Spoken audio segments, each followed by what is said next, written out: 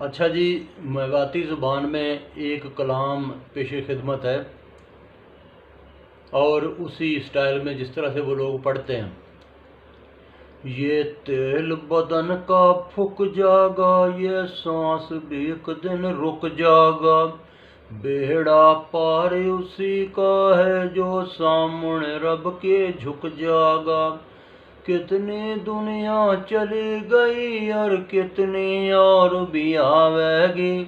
कितनी है मौजूद यहाँ पर, मौत सभी को खावेगी। जब बुरा बड़ा पा आवेगा, तेरी चमड़ी में सलवट पड़ जाएंगे। तेरे दांत बाहर निकल जाएंगे, तेरे गले भीतर बढ़ जाएंगे। जब बुरा बड़ा पा आवेगा, तेरे बच्चे तुझे चढ़ावेंगे। तो टाइम से टुकड़ा ना देंगे और आपू मजे उड़ावेंगे। तू कोई खिदमत इन्हें कहेगा, फिर तुझे यह डांटेंगे। तू बैठा खामोश रहेगा, माल तेरा यह बांटेंगे। रब से प्यार कर ले तू, तूने आगे एक दिन जाना है।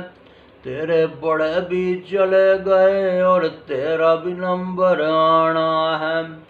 नबी से प्यार कर ले तू, गर कश्ती पार लगानी है। जिंदगी है 4 दिनों की, ऐसे ही बीत जानी है। शुक्रिया।